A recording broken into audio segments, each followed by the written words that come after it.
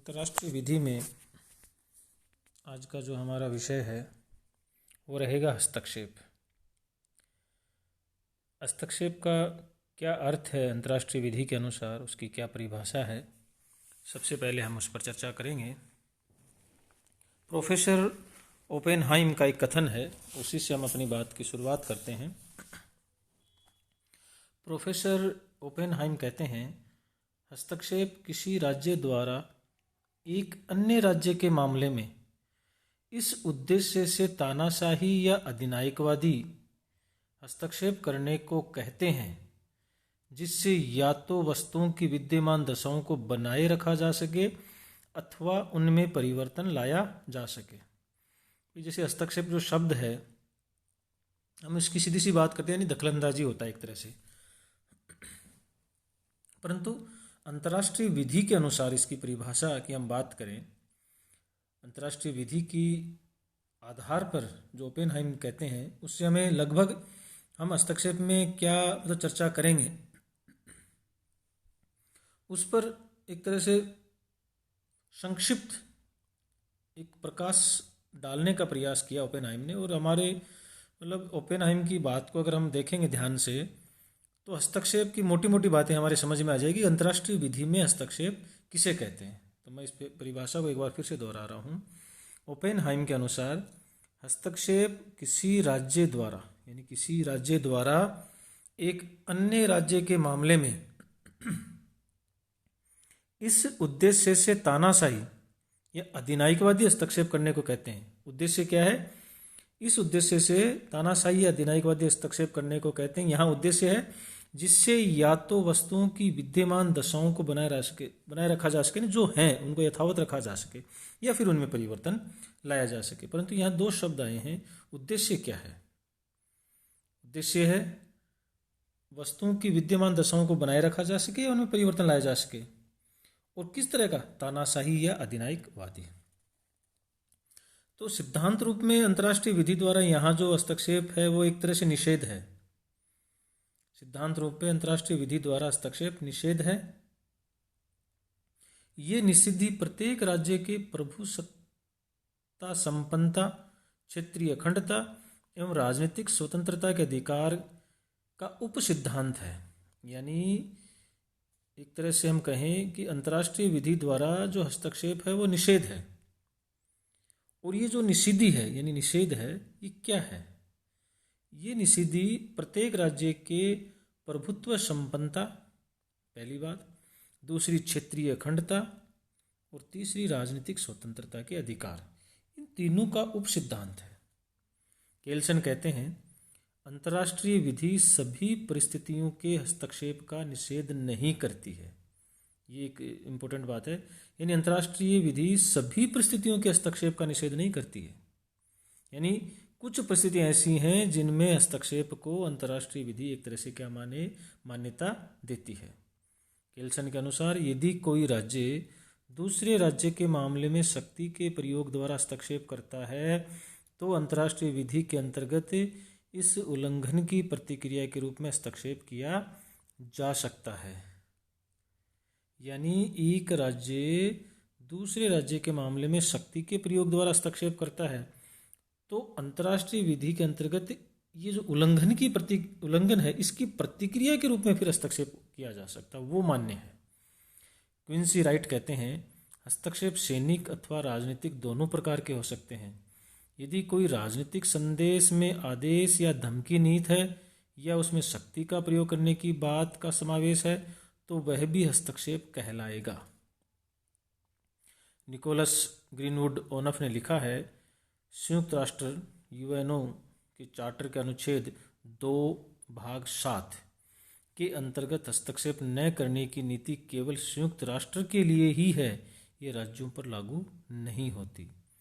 वास्तव में राज्य द्वारा हस्तक्षेप न करने के सिद्धांत को संयुक्त राष्ट्र के चार्टर के अनुच्छेद 2(4) में प्रतिपादित किया गया है। और वो भाग क्या है? दूसरे का चौथा। इसके अनुसार राज्य अपने पारस्परिक संबंधों में एक दूसरे के मामले में हस्तक्षेप नहीं करेंगे तथा एक दूसरे की राजनीतिक स्वतंत्रता और प्रभुत्व संपन्नता का सम्मान करेंगे। तो ये बात यूएनओ के चार्टर के अनुच्छेद 2 के चौथे भाग में है। इस विषय पर संयुक्त राष्ट्र की महासभा ने 1965 में एक प्रस्ताव में इस सिद्धांत को फिर से दोहराया था। प्रस्ताव में कहा गया था, मैं प्रस्ताव की एक बार थोड़ी और बात करूं तो ये जो महासभा का प्रस्ताव है ये 2131 ब्रैकेट में 21 दिसंबर 1965 की बात है ये। तो प्रस्ताव है 2131 और तारीख है 21 दिसंबर 1965। तो इस सिद्धांत को वहाँ फिर दोहराया था और इस प्रस्ताव में कहा गया था कि किसी राज्य को दूसरे राज्य के आंतरिक या बाहरी मामलों में प्रत्यक्ष या अप्रत्यक्ष रूप से दखल देने का अधिकार नहीं है।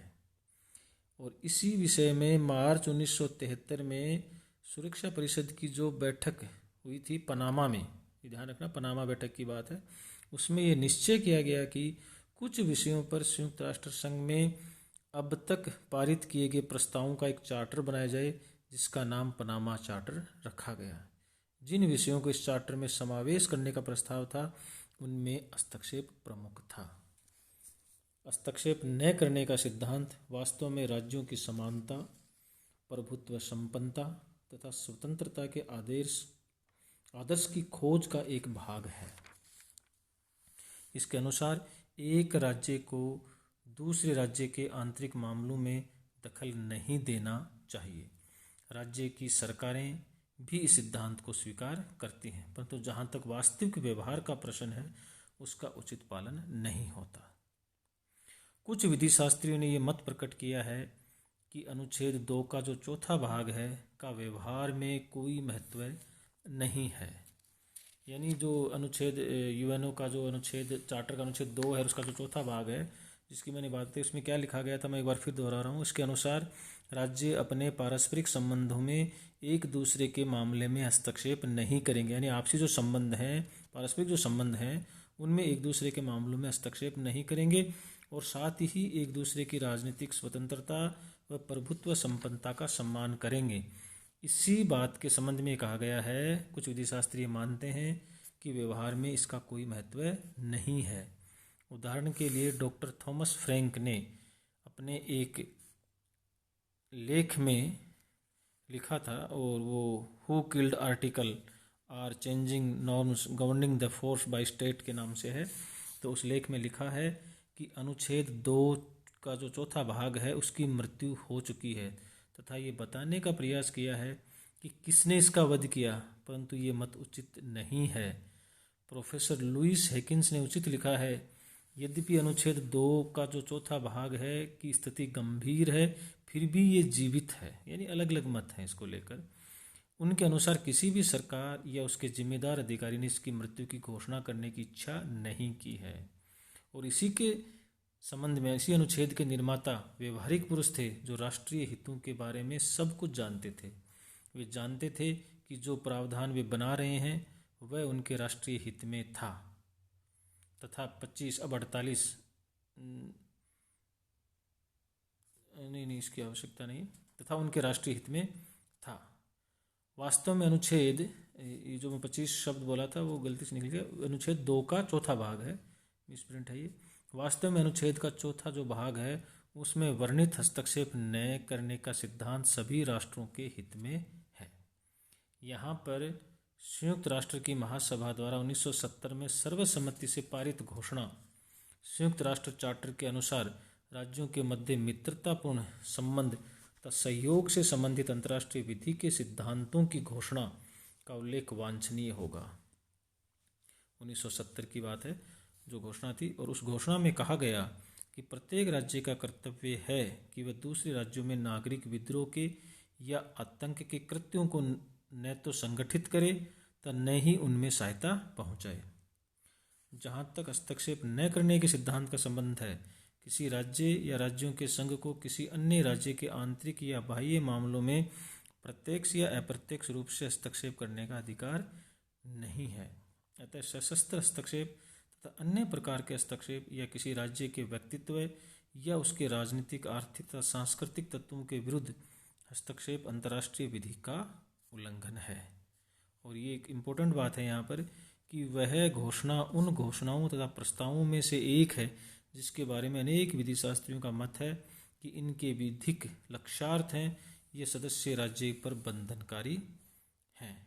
तो ये हस्तक्षेप की एक सामान्य परिभाषा और उसका अर्थ हमने समझने का प्रयास किया है।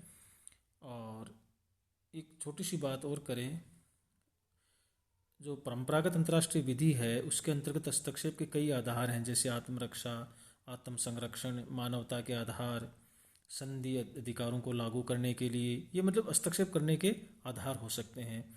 परंपरागत अंतर्राष्ट्रीय विधि के अंतर्गत की बात कर रहा हूँ मैं। अवैध हस्तक्षेप को रोकने के लिए हस्तक्षेप, शक्ति का संतुलन करने के लिए हस्तक्षेप, व्यक्तियों तथा उनकी संपत्ति का संरक्षण करने के लिए हस्तक्षेप, सामूहिक हस्तक्षेप, एक अंतर्राष्ट्रीय विधि की रक्षा के लिए ही किया जाने वाला हस्तक्षेप, एक गृह युद्ध में किया जाने वाला हस्तक्षेप। तो ये कई तरह के जो ग्राउंड हैं हस्तक्षेप के, उनकी हमने बात की।